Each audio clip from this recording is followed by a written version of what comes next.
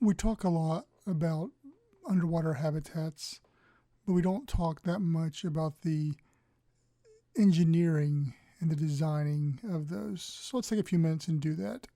Welcome to Colonize the Ocean podcast, where we discuss oceanic colonization, exploration, and education with your hosts, Adam Jewell and Brendan Traxler.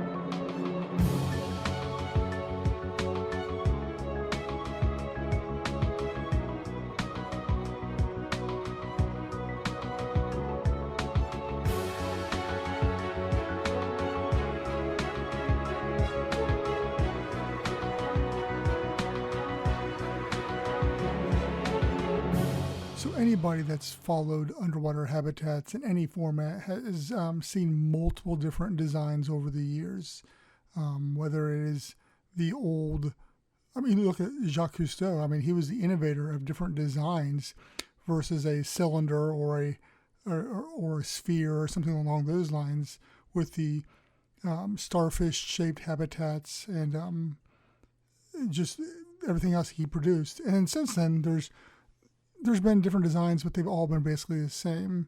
And that's worked fine for the science community. But as we're looking towards the future, we've got the Proteus by Fabien Cousteau, which has a different design to it altogether. There's the Sentinel by Deep, which shares a lot of similarities to past habitats. Our different designs, once again, borrow from the past. And there's been other people out there who have had some radical different designs and ideas. So why don't we see these different ideas and these different designs? And are they even a good idea? Do we hold true to what has happened and been used in the past? And so, like I said earlier, is that they've worked for the science community in the past. Usually when you're a science community, you know you're not going to get all the luxury that a 5-star hotel is going to have, and so you're accustomed to that. It's similar to like working on a space station or whatnot. You're going to have cramped conditions. You're going to have what you get, but it's part of the. And in some instances, it's part of the joy and the thrill is the bareness of it all. But when we're talking about design, we want to design for the everyday person, or at least that should be the goal. So, what does that look like and how do you design for it? When you're dealing with water, that you have to look at multiple different aspects. 1, pressure. 2, water tightness. And 3, access. Now, there may be other things to look at as well, but those are 3 of the big ones. Square structures usually aren't the most liked because 1, they don't handle the pressure as well because there's weak points to them. And 2, those weak points can create cracks or allow water in or be a pain to seal. So that's why that hasn't been used all that much.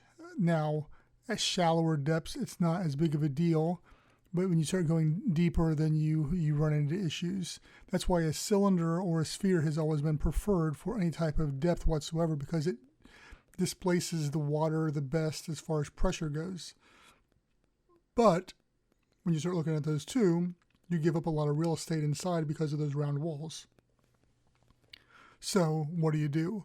And that's really been the question that a lot of us have run into is how do you mesh those two worlds together and give,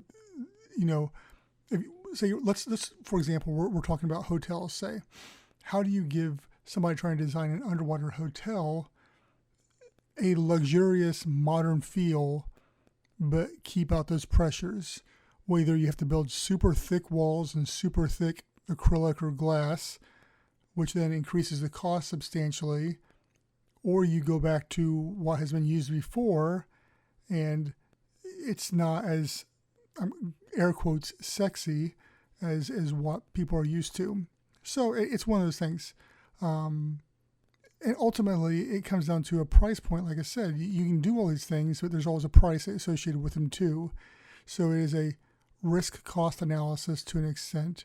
I know I'm getting deep into all the financials and the engineering and stuff along those lines there, but just trying to say that we are in uncharted waters, no pun intended, with a lot of this, from the standpoint that we can now design and build anything we want.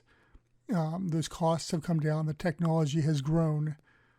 It's finding what the people want, what's marketable, and what's scalable that is ultimately going to break that foundation and that ground into a lot of underwater habitats out there.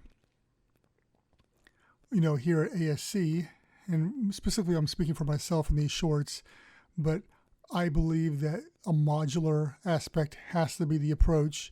And at shallower depths, you can go with a square structure that gives the most frictionless aspect from people coming from land to the water.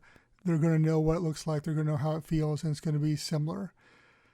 Now, when you start going deeper, that changes things, but I think we're very far out from needing to even worry about that at this point in time. So that's why we focus so much on a shallower aspect of this junction. Now we have designs. If you've been to our website, atlantisseacolony.com, if you've been there, you see that we do have cylinder designs as well, and we can talk about that. But the whole, I guess, question and thoughts to this short here was, what do you like? What design attracts you? There's been, like I said, we got Fabian Cousteau's out there. You've got Sentinel by the Deep. You have ours. You've got ones that have been out there for a long time, whether it is Planet Ocean Underwater Hotel or Poseidon Undersea Resorts. Or even look at some of the old ones. You like Chalupa, which is Jules Undersea Lodge now. Aquarius. There's our friend Martin Henke over in Turkey. His designs. There's a bunch of designs that either still exist or do exist or are planning to be built.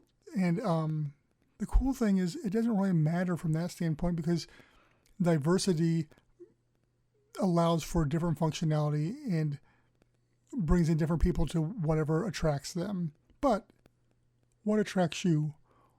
What design elements do you like? What design elements do you think are important and need to be in an underwater habitat? And then, whose designs out there do you like the most? Or do you have your own? And if you do, I'd love to talk to you, and we'd love to discuss that more.